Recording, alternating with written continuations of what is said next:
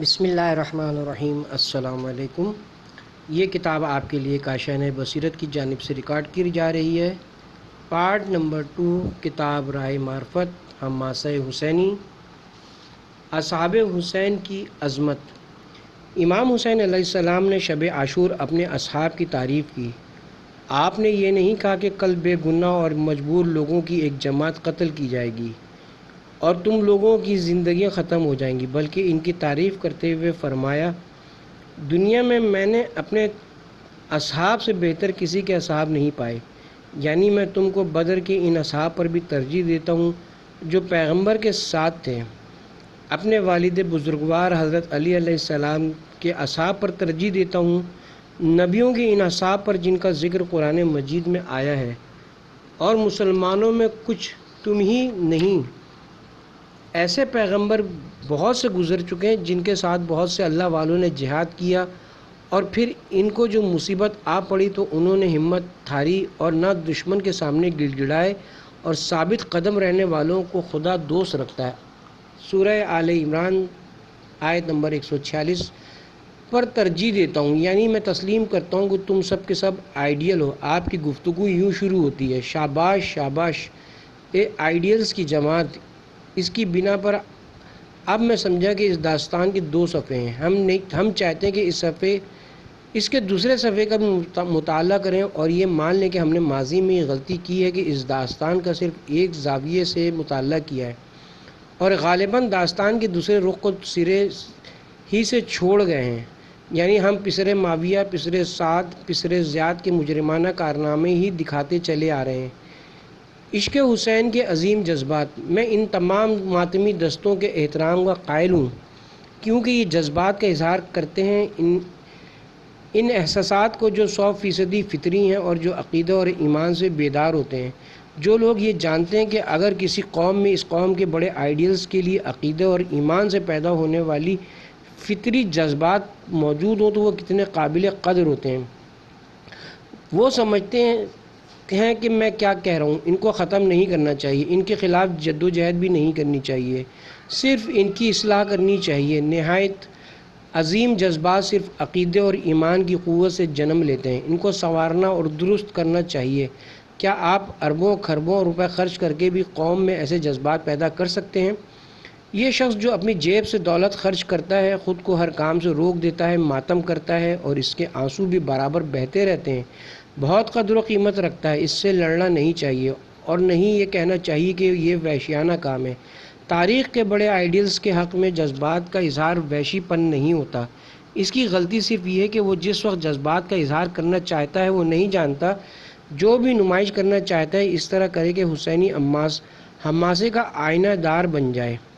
تاریخ عاشور کے روشن پہلو کا نمائش گرہن جائے گا، امام حسین کی روح کا دکھانے والا بن جائے۔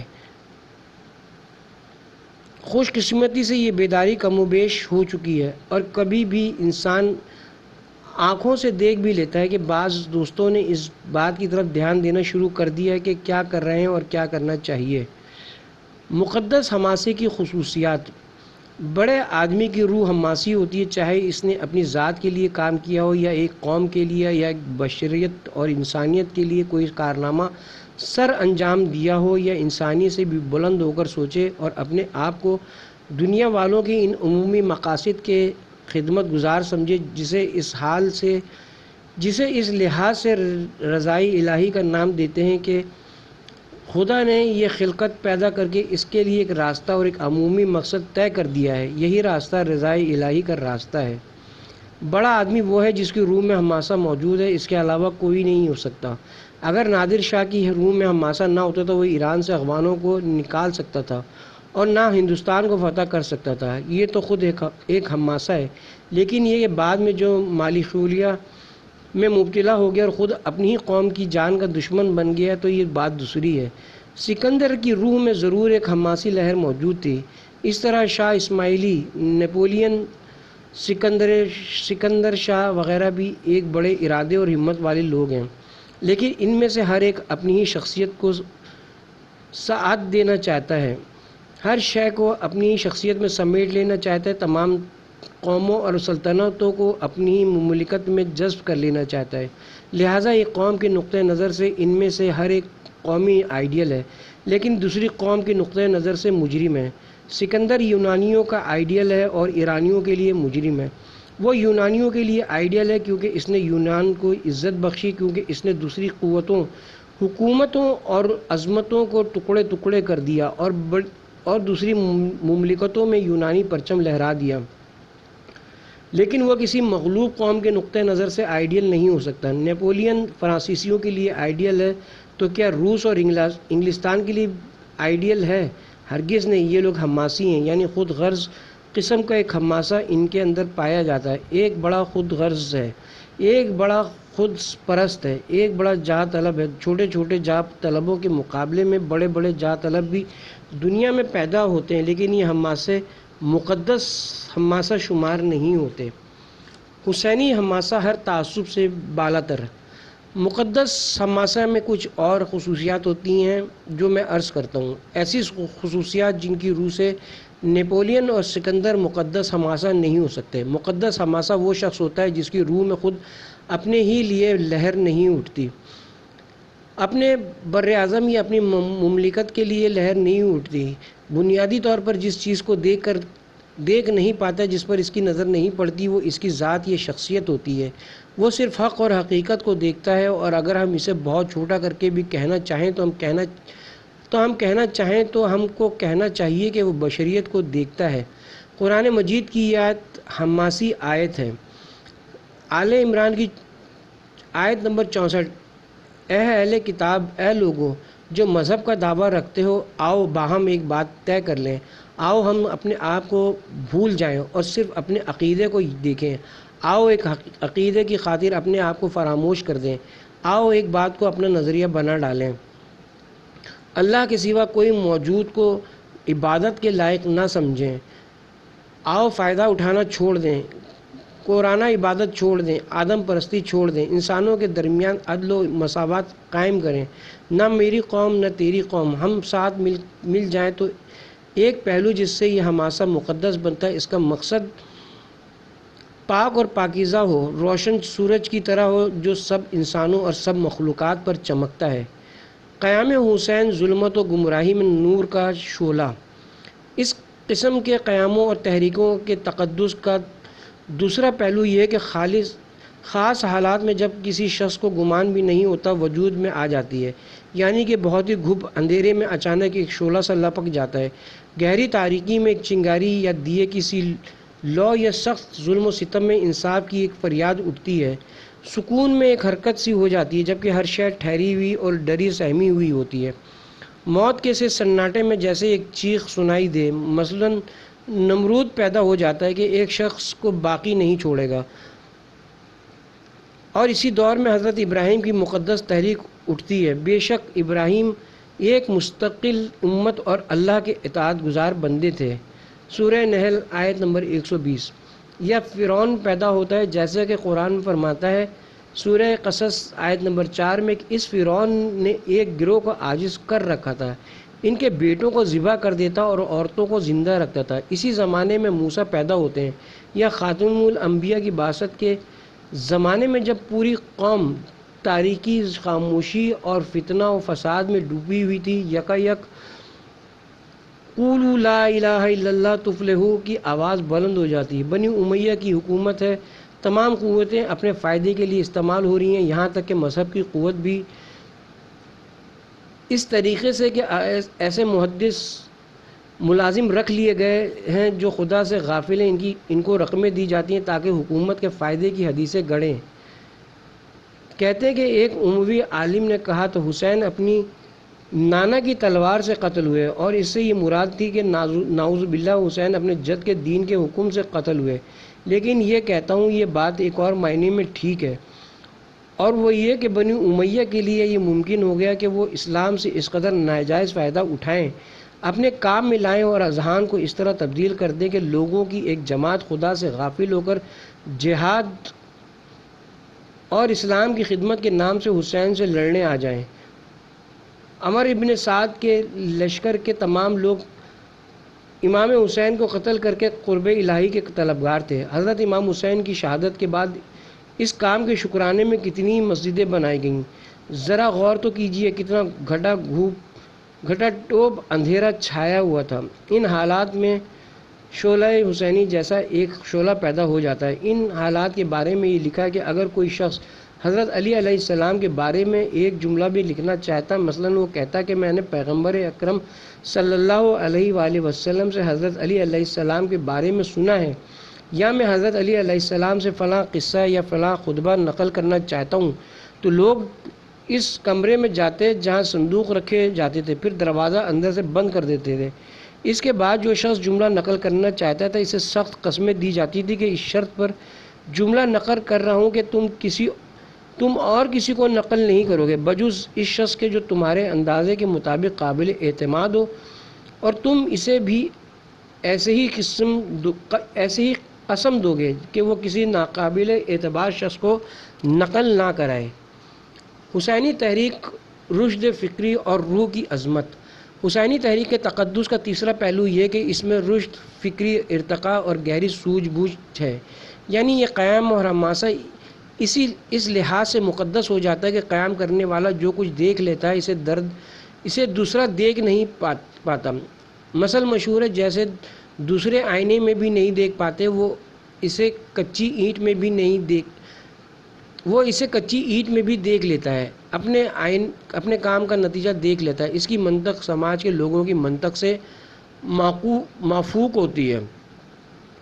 ابن عباس، ابن حنفیہ، عبداللہ بن عمر اور بہت سے لوگوں نے نہایت خلوصی نیت سے حسین بن علی کو کربلا جانے سے منع کیا تھا۔ وہ اپنے منطق کی روح سے اس بات کا حق رکھتے تھے، یعنی منع کرنے میں حق بجانب تھے، لیکن وہ اپنی سطح سے دیکھ رہے تھے۔ امام جو دیکھ رہے تھے انہیں نظر نہیں آ رہا تھا، نہ وہ حسین بن علی کے برابر پرخطر حالات کا احساس کر پا رہے تھے، اور نہ یہ سمجھ سکتے تھے کہ اس نہضت کا آگے چل کر کتنا بڑا اور اہم نتیجہ نکلے گا، لیکن حسین ابن علی کو بالکل واضح طور پر نظر آ رہا تھا۔ آپ نے کتنی بار کہا تھا کہ خدا کی قسم یہ لوگ مجھے مار ڈالیں، اور خدا کی قسم میرے قتل ہونے کے ساتھ ہی ان کے اطوار بالکل الٹ پلٹ جائیں گے۔ یہ تھی اس عظیم ہستی کی دور اندیشی۔ حسین ابن علی علیہ السلام ایک مقدس عظیم روح ہیں۔ بنیادی طور پر جب روح بڑی ہوتی ہے تو بدن کو تکلیف اٹھانی پڑتی ہے، اور جیسی روح گھٹی بدن کو راحت اور قرار مل جاتا ہے۔ یہ اپنی جگہ ایک حساب ہے۔ ابن عباس اور دوسرے لوگ منع کرتے رہے تو کیا امام حسین کی روح اجازت دیتی ہے؟ عرب کے مشہور شاعر نے بہت عمدہ شعر کہا ہے۔ وہ کہتا ہے کہ روح عظیم ہو جائے تو جسم کو اس کے سوا اور کوئی چارہ کار نہیں رہتا کہ وہ روح کا اتباع کرے، تکلیف اٹھائے اور ملول ہو، لیکن صغیر روح جسمانی خواہشات کے پیچھے پیچھے چلتی ہے۔ جسم جس بات کا اسے حکم دیتا ہے وہ بجا لاتی ہے۔ صغیر روح جس کی خاطر ایک چھوٹے سے لقمے کے پیچھے بھی جاتی ہے، چاہے بھیک مانگے اور خوشامد کرنے ہی کا طریقہ کیوں نہ ہو۔ صغیر روح اس کے لیے ذلت اور توہین برداشت کر لیتی ہے کہ اس کے گھر میں قالین یا فرنیچر ہو جائے، آرام ہو جائے، میٹھی نیند کا انتظام ہو جائے، لیکن عظیم روح جس کو جو کی روٹی کھلاتی ہے پھر اسے اور بھی زیادہ بلند کر دیتی ہے اور کہتی ہے راتوں کو جاگ جاگ کر عبادت کیا کر۔ جس وقت عظیم روح اپنے فریضے سے چھوٹی کوتاہی بھی دیکھتی ہے تو جسم سے کہتی ہے اس سر کو اس تنور میں رکھ تاکہ تجھے اس کی گرمی کا اندازہ ہو، اور تو پھر یتیموں اور بیواؤں کے امور میں کوتاہی نہیں کرے گا۔ عظیم روح اللہ سے طلب کرتی ہے کہ وہ الہی اہداف اور عظیم انسانیت کے اہداف کی خاطر قتل ہو جائے، سر میں تلوار اتر جائے تو خدا کا شکر ادا کرتی ہے۔ روح جب عظیم ہو جاتی ہے تو صاحب روح کو روز عاشور جسم پر 300 زخم پر تعرض نہیں ہوتا۔ وہ جسم جو گھوڑوں کی ٹاپوں میں پامال ہو جاتا ہے وہ روح کی عظمت کا تاوان ادا کرتا ہے، ایک حماسے کا جرمانہ بھرتا ہے، حق پرستی کا تاوان بھگتتا ہے، شہید روح کا صدقہ دیتا ہے۔ شہادت کی حقیقت اور عظمت شہداء۔ جس وقت روح عظیم ہو جاتی ہے جسم سے کہتی ہے میں اس خون سے قیمت ادا کرنا چاہتی ہوں۔ شہید کسے کہتے ہیں؟ ایک دم میں کتنے انسان مارے جاتے ہیں، مثلاً ہوائی جہاز گر پڑتا ہے اور کئی افراد مر جاتے ہیں، انہیں شہید کیوں نہیں کہتے؟ شہید کے لفظ کے گرد تقدس نے گہرا کیوں ڈال رکھا ہے، کیونکہ شہید وہ شخص ہوتا ہے جس کی روح عظیم ہوتی ہے، وہ روح جو مقدس ہدف رکھتی ہے۔ شہید وہ شخص ہوتا ہے جو عقیدے کی خاطر مارا جائے، وہ شخص ہوتا ہے جس نے اپنے لیے کوئی کام نہیں کیا، وہ شخص ہے جس نے حقیقت اور فضیلت کی راہ میں قدم رکھا ہے۔ شہید اپنے خون سے قیمت چکاتا ہے، جس طرح ایک شخص اپنی دولت سے قیمت ادا کرتا ہے اور بینکوں میں اپنی دولت کو جمع کرنے کے بجائے اسے کسی نیک کام میں خرچ کر دیتا ہے، جس کے ایک ایک روپے کی قیمت معنوی اعتبار سے لاکھوں روپے ہوتی ہے۔ اپنی دولت کسی رفع عام کے ادارے میں علم، مذہب یا اخلاق کے فائدے کے لیے لگا دیتا ہے اور اس عمل سے وہ قیمت ادا کرتا ہے۔ دوسرا اپنی سوچ بچار سے قیمت چکاتا ہے، اپنے آپ کو تکلیف دے کر کوئی فائدہ بخش اور علمی نوعیت کی کتاب تصنیف کر دیتا ہے۔ ایک اور شخص اپنے فنی ذوق سے کام لیتا ہے اور انسان کے لیے کوئی صنعت کھڑی کر دیتا ہے۔ ایک اور شخص اپنے خون سے قیمت چکاتا ہے، انسانیت کی بھلائی کے لیے اپنی جان نثار کرتا ہے۔ کس نے زیادہ خدمت کی؟ شاید آپ یہ خیال کریں کہ عالموں، موجدوں، نئی دریافت کرنے والوں اور دولت مندوں نے انسان کی زیادہ خدمت کی۔ نہیں، شہیدوں کے برابر کسی نے بھی انسانیت کی خدمت نہیں کی، کیونکہ یہی لوگ ہیں جو انسان کے لیے انصاف کا ماحول قائم کرتے ہیں تاکہ عالم اپنے علمی کام میں مصروف رہے، ایجاد کرنے والا موجد اطمینان سے اپنی ایجاد کے کام میں لگا رہے، سوداگر سوداگری کرتا رہے، طالب علم پڑھتا رہے اور ہر شخص اپنا کام کرتا رہے۔ وہی ہے جو دوسروں کے لیے ایک ماحول پیدا کرتا رہے۔ اس کی مثال چراغ اور بجلی کی سی ہے۔ اگر چراغ یا بجلی نہ ہو تو تم کیا کام کر سکتے ہیں؟ قرآن کریم پیغمبر اسلام صلی اللہ علیہ وسلم کو چراغ سے تشبیہ دیتا ہے۔ چراغ اس لیے درکار ہوتا ہے کہ تاریکیاں چھٹ جائیں اور ہر شخص اپنے اپنے کام میں مشغول رہ سکے۔ خدا بخشے ہمارے زمانے کے شاعر پروین عطاسامی نے کتنی عمدہ بات کہی ہے۔ وہ شاہد اور شمع کی زبان سے کہتا ہے، ایک محبوبہ ایک حسینہ ساری رات یہاں تک کہ صبح ہو گئی، شمع کے پاس بیٹھی اپنا ہنر دکھاتی رہی، پھول پروتی رہی، کاریگری کرتی رہی۔ جب اپنے کاموں سے فارغ ہوئی تو شمع سے مخاطب ہو کر بولی، تو نہیں جانتی کہ میں نے کل رات کو کیا کیا کام کر ڈالے؟ یعنی میں نے اپنے جسم اور جان کے لیے اپنا ہنر صرف کیا۔ شمع نے بھی اس کو جواب دیا، تو کہتی ہے کہ میں نے صبح تک موتی پروئے، لیکن یہ میرے آنسو کے موتی تھے جو صبح تک ٹپکتے رہے، تب جا کر ان موتیوں کو ایک دھاگے میں پرو کر اپنے گلے میں ڈال سکی۔ میں وہ ذات ہوں جو صبح تک جلتی اور چمکتی رہی، جس کی بدولت تو اپنی مراد اور مقصد کو پہنچی۔ پھر کہتی ہے، جو کام تم گن رہے ہو وہ تم نے انجام نہیں دیے، دراصل وہ میں نے انجام دیے ہیں۔ ابن سینا نے کتاب قانون نہیں لکھی، محمد بن زکریا نے الحاوی نہیں لکھی، سعدی نے گلستان اور بوستان میں اپنا شوق پورا نہیں کیا۔ اسی طرح مولانا روم نے شہداء کی روشنی کی بدولت، ان لوگوں کی بدولت جنہوں نے اسلام کے عظیم تمدن کی بنیاد رکھی، انسانیت کی راہ کی رکاوٹیں دور کی، ان لوگوں کی بدولت جو تاریکیوں میں شعلوں کی طرح چمکے اور اپنی جانیں فدا کر گئے، ان کی بدولت جن کا وجود سراسر الہی حماسہ تھا، جن کا پورا وجود حق خواہی اور حق پرستی تھا، ان کی بدولت جنہوں نے دنیا میں توحید کا پرچم لہرایا اور جھنڈا گاڑ دیا، جنہوں نے عدالت کی منادی کی، جنہوں نے حریت اور آزادی آواز بلند کی۔ ہم تم جو یہاں بیٹھے ہیں ان کے خون کے قطروں کے مقروض ہیں، ان کے حماسوں کے مقروض تھے۔ حسین ابن علی کا وجود سراسر حماسہ تھا۔ امام علی مظہر شجاعت و مردانگی۔ ماہرین نفسیات خصوصاً سوانح عمریاں لکھنے والے کہتے ہیں اور کوشش کرتے ہیں کہ مختلف ذہنوں کے لیے ایک کلیدی نقطہ دریافت کر لیں۔ کہتے ہیں کہ ہر شخص کی ذات کا ایک مقررہ کلیدی نقطہ ہوتا ہے، اگر وہ معلوم ہو جائے تو آپ اس کی پوری زندگی کی تشریح اور توجیہ کر سکتے ہیں، لیکن لوگوں کا یہ کلیدی نقطہ حاصل کرنا بہت دشوار ہوتا ہے، خصوصاً بڑی شخصیتوں کا۔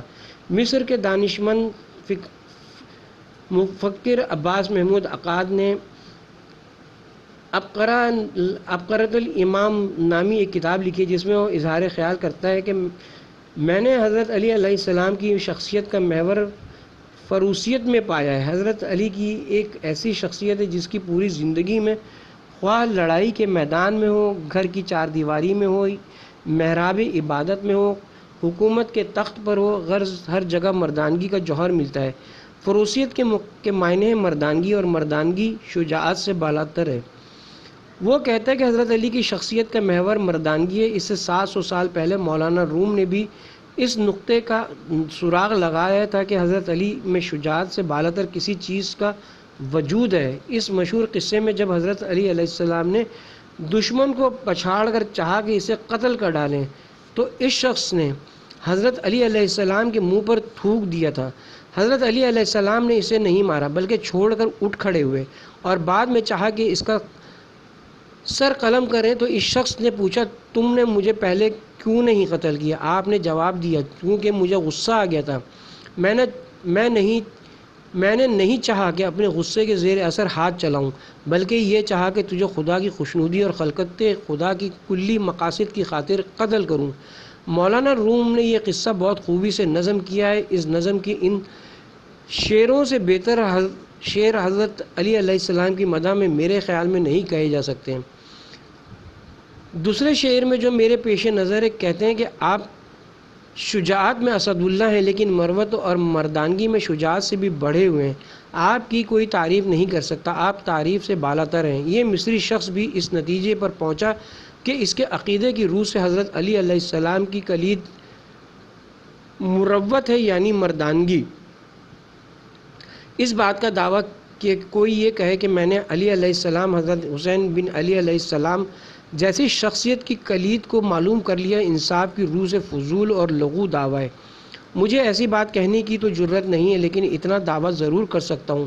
جہاں تک میں نے امام حسین علیہ السلام کو پہچانا ہے، ان کی زندگی کا مطالعہ کیا ہے، ان کا کلام جمع کیا ہے، جو بدقسمتی سے بہت کم میرے ہاتھ لگا ہے، اور جہاں تک میں نے عاشورہ کی تاریخ کا مطالعہ کیا ہے، جو خوش قسمتی سے بہت مستحکم ہے، اور میں نے امام حسین علیہ السلام کی شخصیت کا کلیدی نقطہ حماسہ ہے، شور ہے، بزرگی ہے، سختی ہے، شدت ہے، قیام ہے، حق پرستی ہے۔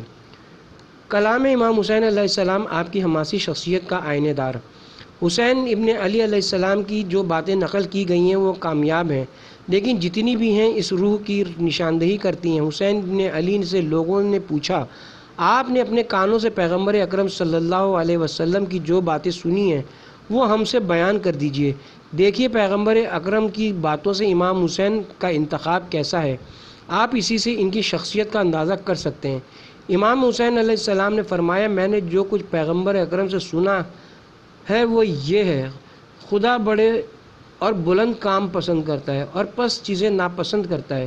بلندی اور بزرگی کو دیکھیے کہ جب آپ پیغمبر کی باتیں بیان کرنا چاہتے ہیں تو اسی بلندی سے متعلق باتیں منتخب کرتے ہیں، حقیقت میں وہ اپنی شخصیت کا اظہار کرتے ہیں۔